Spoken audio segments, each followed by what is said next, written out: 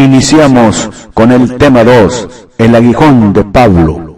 No claudique, no desista, cuando vayan mal las cosas, como a veces suelen ir, cuando ofrezca tu camino, solo cuestas que subir, cuando tengas poco a ver, pero mucho que pagar, cuando ya el dolor te agobie y no puedas ya sufrir, descansar acaso debes, pero nunca desistir.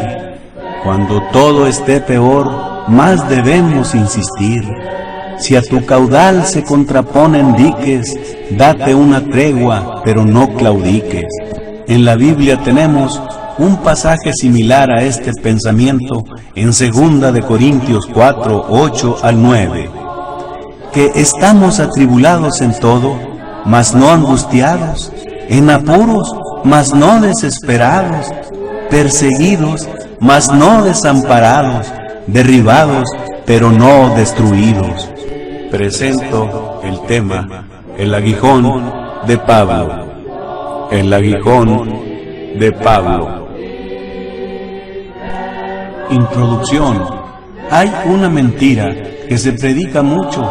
Si tienes un problema, es porque no tienes fe o porque has pecado.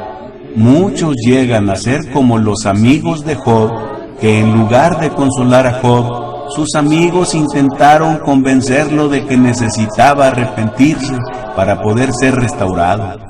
Esos amigos no toman en cuenta que cristianos fieles siempre han sufrido, como el caso de Pablo con su aguijón.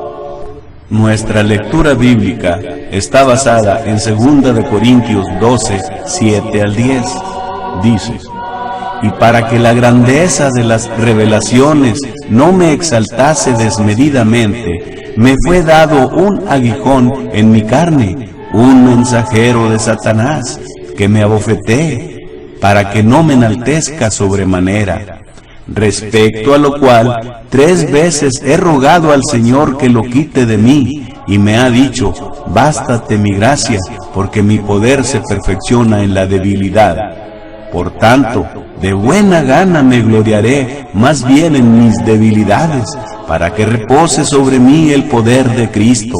Por lo cual, por amor a Cristo me gozo en las debilidades, en afrentas, en necesidades, en persecuciones, en angustias, porque cuando soy débil, entonces soy fuerte.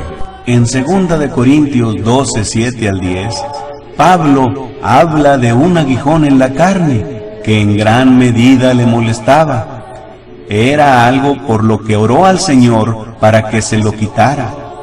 El Señor no lo hizo, pero le dio a Pablo una respuesta que en gran medida le animó. Puede que no seamos capaces de saber exactamente lo que fue el aguijón, pero hay valiosas lecciones que se pueden deducir.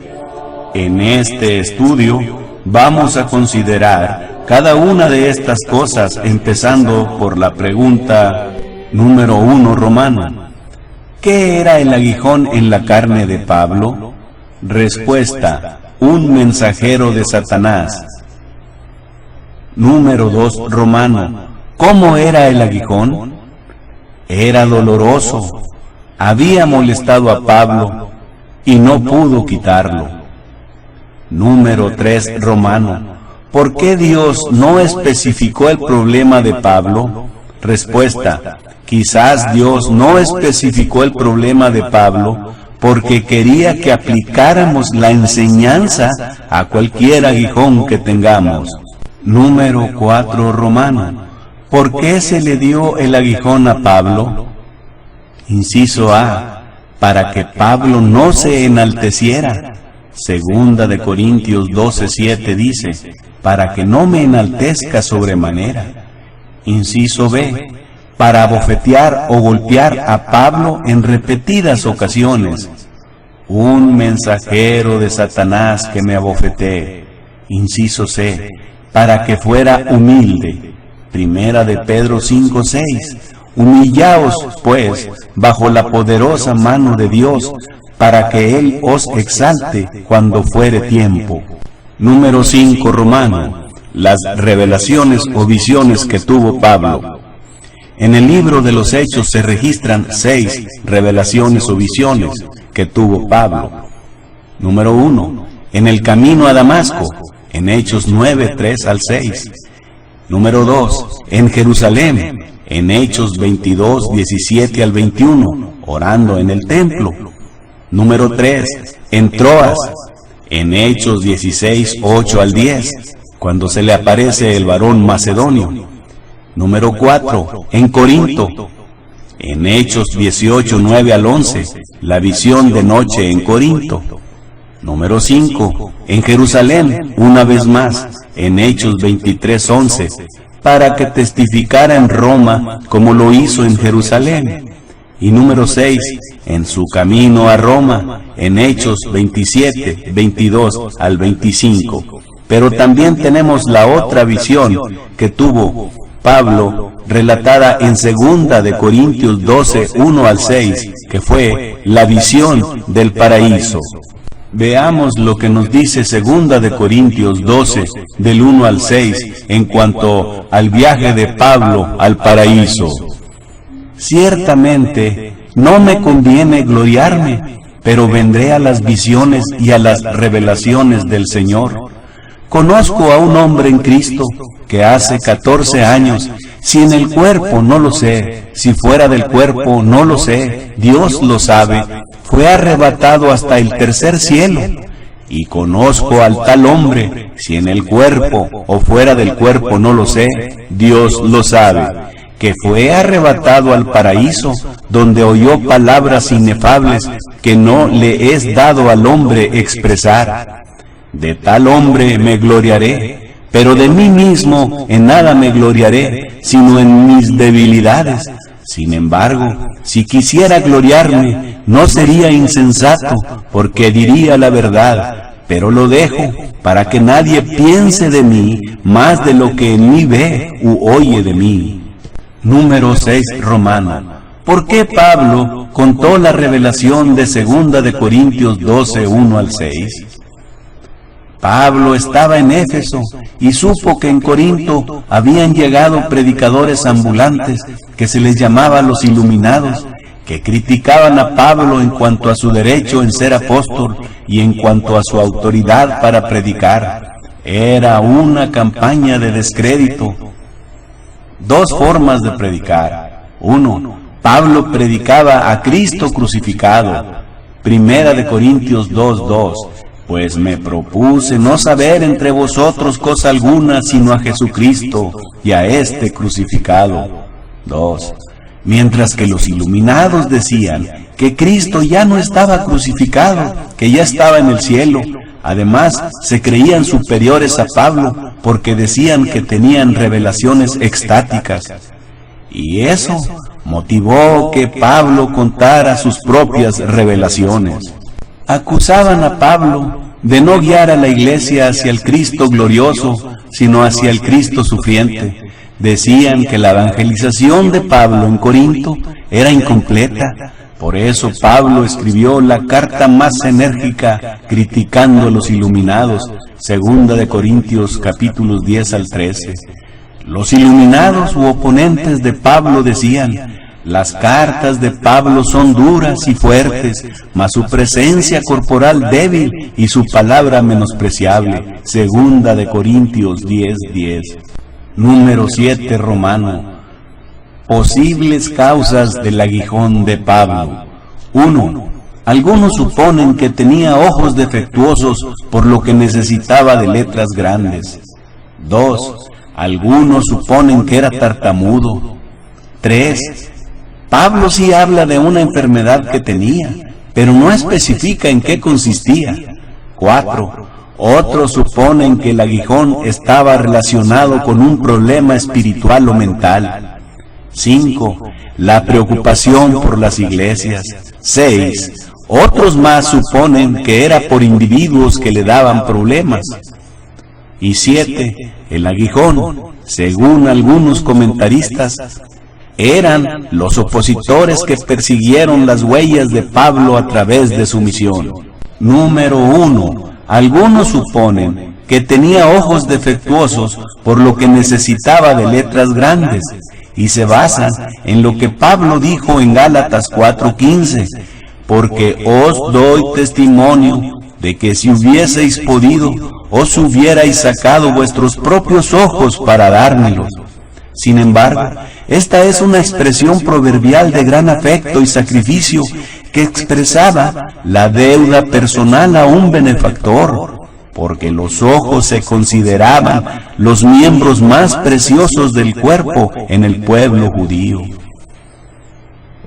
Deuteronomio 32:10 dice: le halló en tierra de desierto y en yermo de horrible soledad, lo trajo alrededor, lo instruyó, lo guardó como a la niña de su ojo. Dios guardó a Jacob como a la niña de su ojo. Y Mateo 5:29 dice: por tanto, si tu ojo derecho te es ocasión de caer, sácalo y échalo de ti. Sacar el ojo significa una cirugía espiritual, que es evitar o vencer la tentación cueste lo que cueste para salvar el alma. Es tener control sobre lo que veamos y sobre los pensamientos.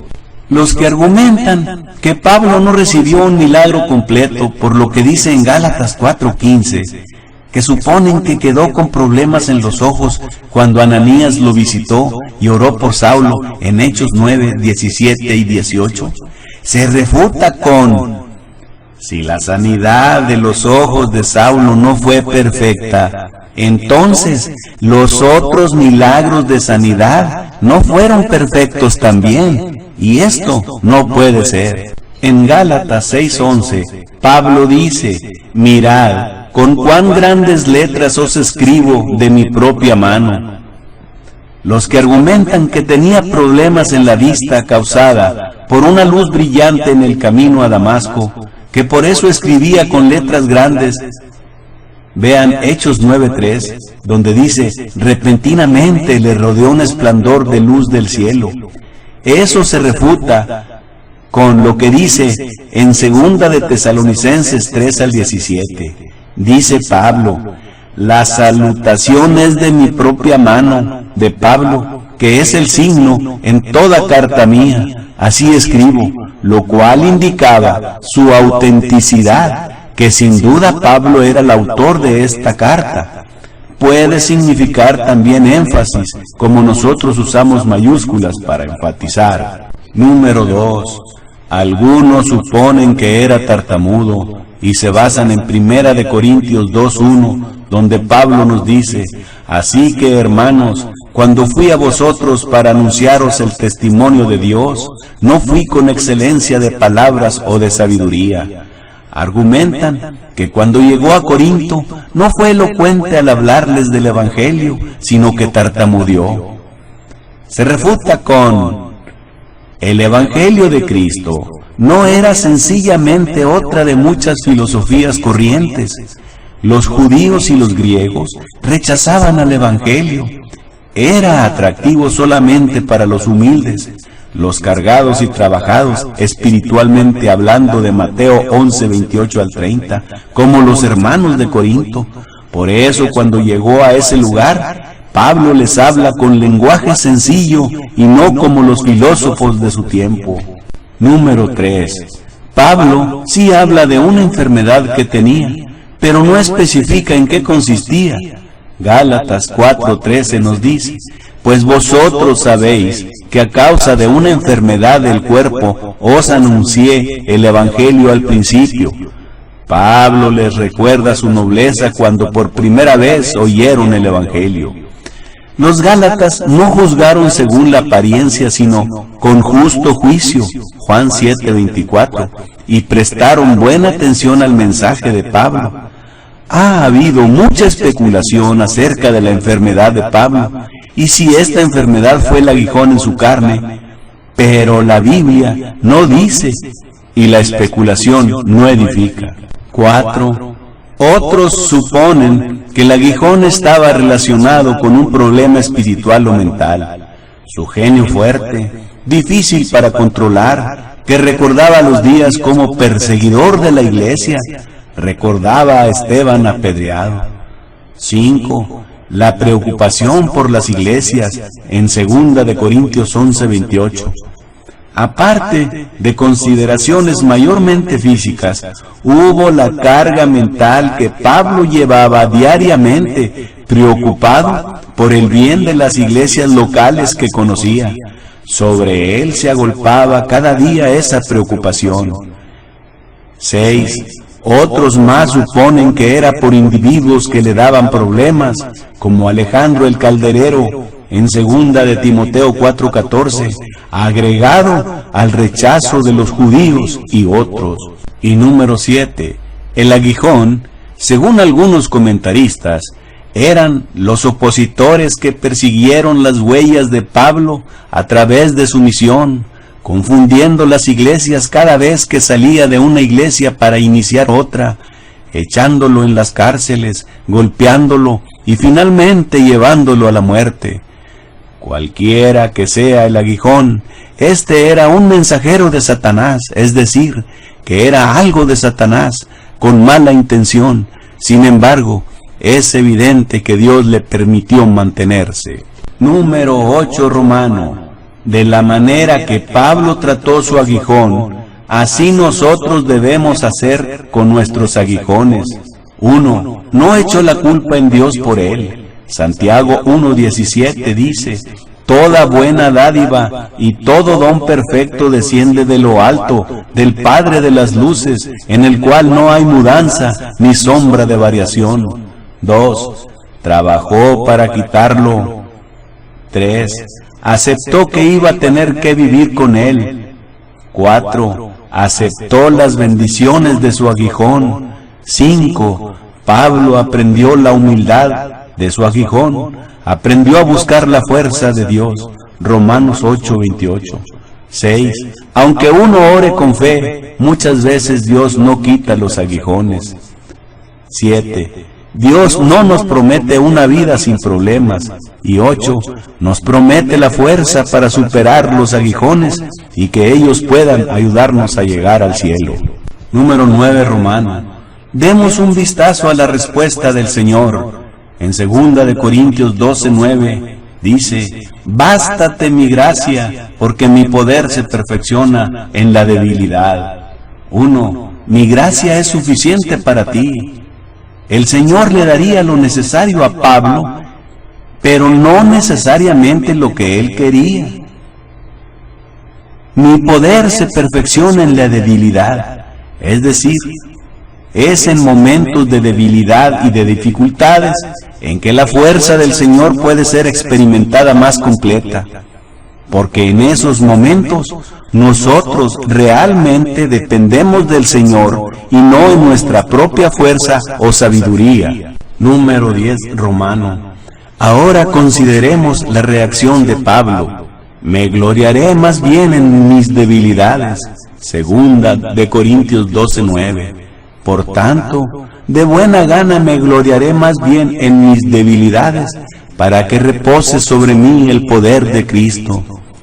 En lugar de lamentar sus circunstancias difíciles, él quiere gloriarse en ellas, porque es en las debilidades en que él tiene la oportunidad de experimentar el poder de Cristo en su vida. Me gozo en las debilidades por amor a Cristo, porque cuando soy débil, entonces soy fuerte. 2 de Corintios 12:10. Las debilidades pueden ser un momento de regocijo. Romanos 5:3 dice: y no solo esto, sino que también nos gloriamos en las tribulaciones, sabiendo que la tribulación produce paciencia. En las tribulaciones experimentamos la fuerza que Cristo da y desarrollamos el carácter que agrada a Él. Santiago 1:2-4 dice: hermanos míos, tened por sumo gozo cuando os halléis en diversas pruebas, sabiendo que la prueba de vuestra fe produce paciencia, mas tenga la paciencia su obra completa, para que seáis perfectos y cabales, sin que os falte cosa alguna. 11 romano. Conclusión. Tal vez sea imposible determinar con exactitud la naturaleza del aguijón en la carne de Pablo. Algunas personas que están sufriendo enfermedades piensan que estas lecciones del aguijón de Pablo no son para ellos. Sin embargo, hemos de orar con persistencia, como dice Lucas 18 del 1 al 8, y fervientemente, como dice Mateo 7 al 7. Dios sabe lo que es mejor para nosotros, por lo que la respuesta no puede ser lo que queremos. Pero a partir de este pasaje de 2 de Corintios 12, 7 al 10, podemos deducir principios de gran alcance aplicable a todos. En tiempos de enfermedad, orar. Pero no se sorprenda si la respuesta a sus oraciones es similar a la dada a Pablo. El Señor puede optar, pero no remover la debilidad. En lugar, Él puede optar por darle la fuerza necesaria para soportar la enfermedad. Si es así, regocíjese de que el poder de Cristo reposa sobre nosotros. Santiago 1:12 dice: bienaventurado el varón que soporta la tentación, porque cuando haya resistido la prueba, recibirá la corona de vida que Dios ha prometido a los que le aman. No claudique, no desista. Cuando vayan mal las cosas, como a veces suelen ir, cuando ofrezca tu camino, solo cuestas que subir, cuando tengas poco a ver, pero mucho que pagar, cuando ya el dolor te agobie y no puedas ya sufrir, descansar acaso debes, pero nunca desistir. Cuando todo esté peor, más debemos insistir. Si a tu caudal se contraponen diques, date una tregua, pero no claudiques. En la Biblia tenemos un pasaje similar a este pensamiento en 2 de Corintios 4, 8 al 9. Que estamos atribulados en todo, mas no angustiados, en apuros, mas no desesperados, perseguidos, mas no desamparados, derribados, pero no destruidos.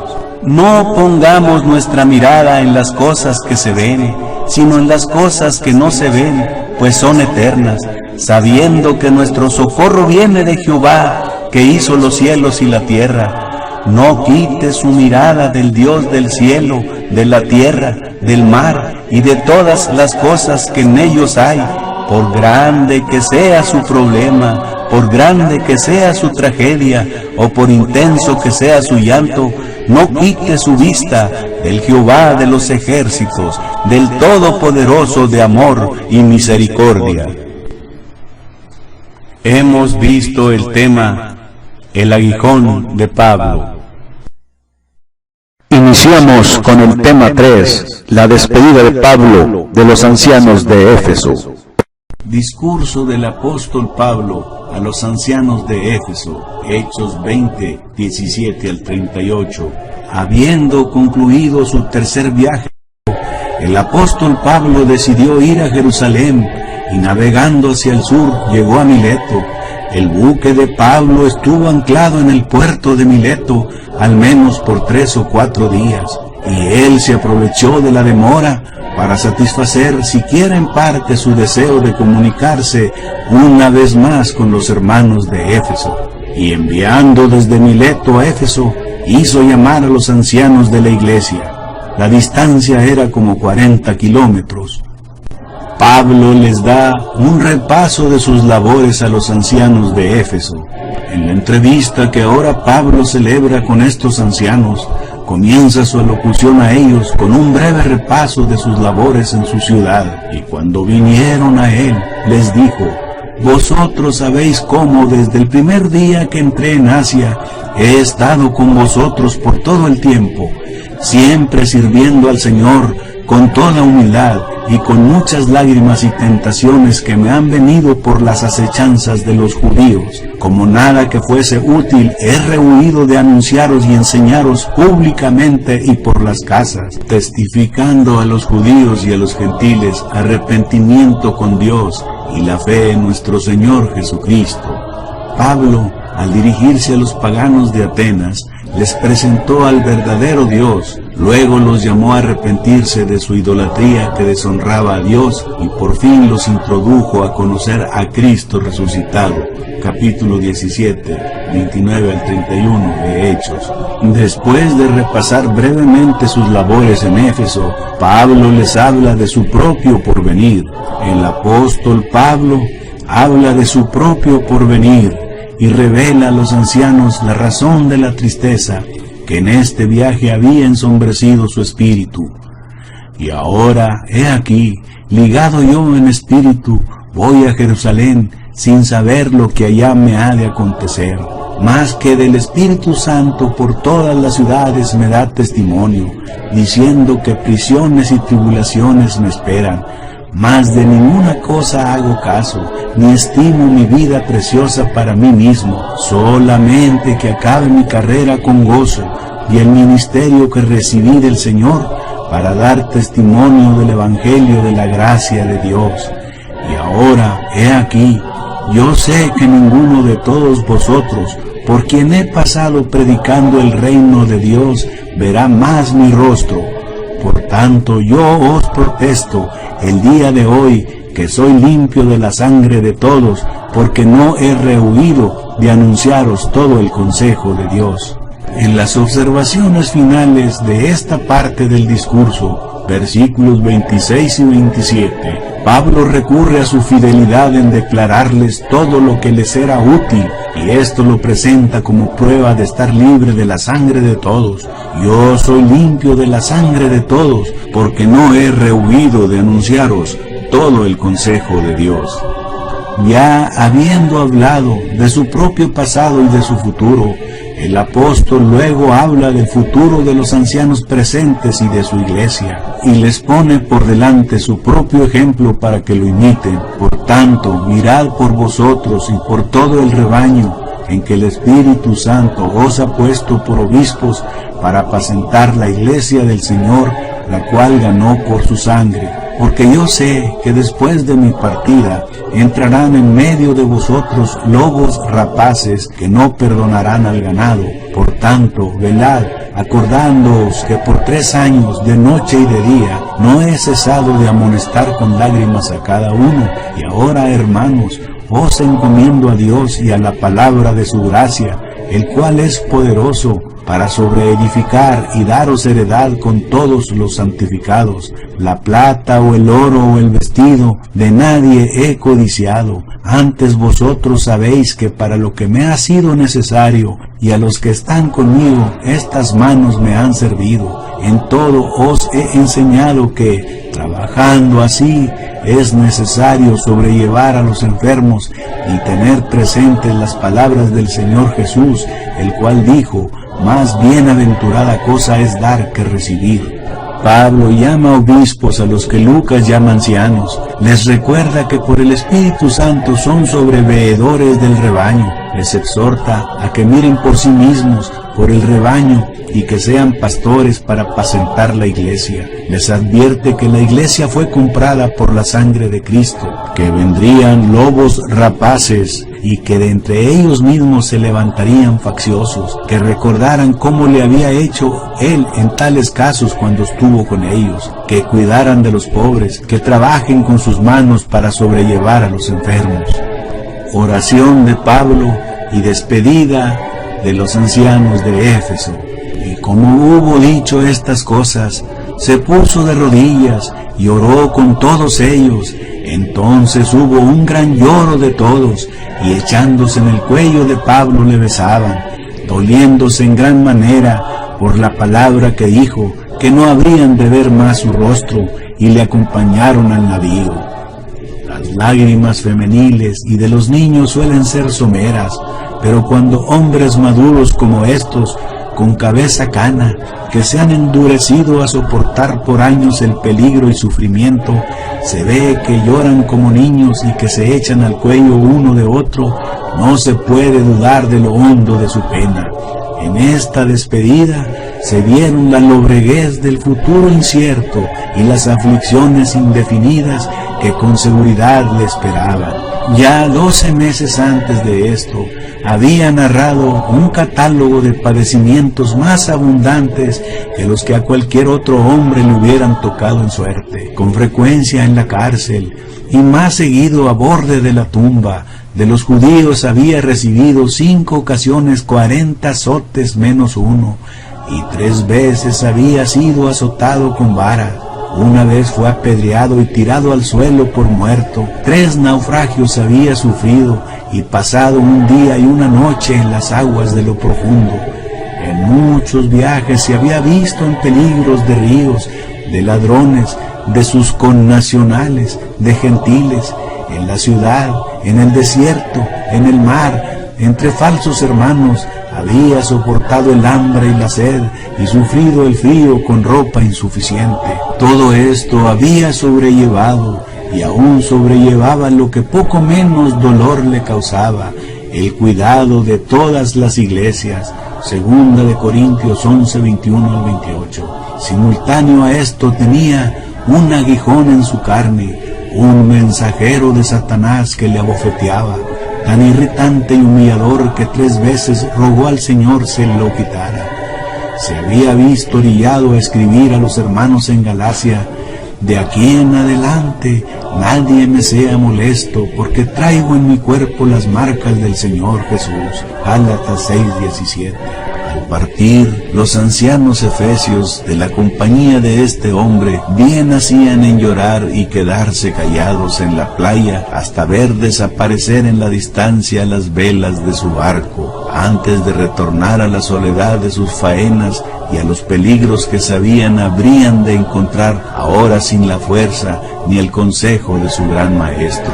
Ya no podemos regresar el tiempo para ver a los ancianos de Éfeso, ni de escuchar sus tristes lamentos. Solo nos queda imaginarnos mirar al bajel que se alejaba y ser testigos del cautiverio y las aflicciones que le esperaban a su insigne pasajero, el apóstol Pablo.